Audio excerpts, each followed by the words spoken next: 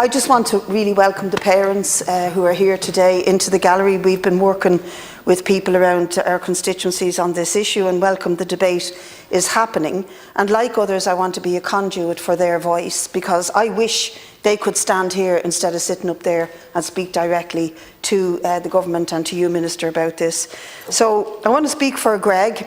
Greg is up there and he's written to me about his son Sam, whose autism is non-verbal, has an intellectual disability, and for the third time in his short life, they're having issues trying to find a school place for him.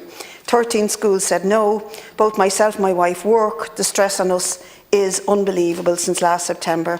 Sam, his son, had thrived in an autism class, integrated into mainstream classes, but with no routine, no social interaction and no learning, it is unacceptable in today's living that his constitutional rights to an education are not being upheld. Sam not having a school in September puts a huge financial burden on the family. The mortgage has to be paid for, Sam's speech and language therapy, his swimming lessons, bike lessons, social club. They need answers and they need a place. They need assurance from the government today that something will be done. And I will pass on Greg and Sam's details to you afterwards. Nicola, who's also up there, says she's a mother to 3 children, 2 boys and 1 girl, and both the sons are autistic. Sean, who turns 13 next week, is due to start secondary school, and this seems to be a common problem. 10 different schools have said no place.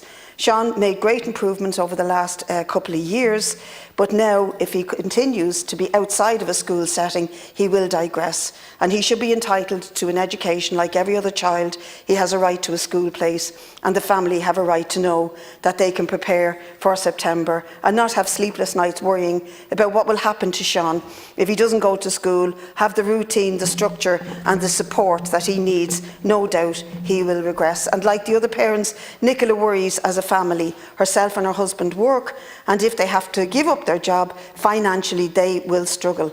Why is it that our child, when he has a diagnosis, has to do battle for everything? Everything's a fight.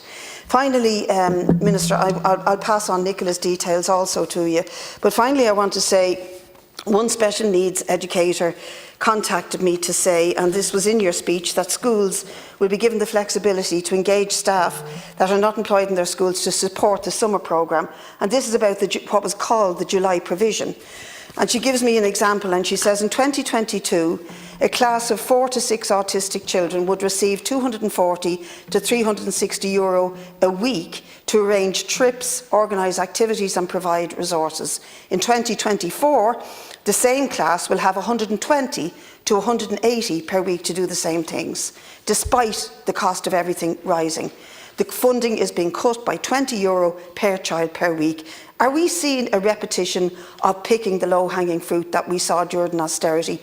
Why is this happening to the July provision, now called the summer provision? This is another blow to the parents, and it will not be possible for special needs assistants or teachers to run classes on the basis of these cutbacks. Please address that issue.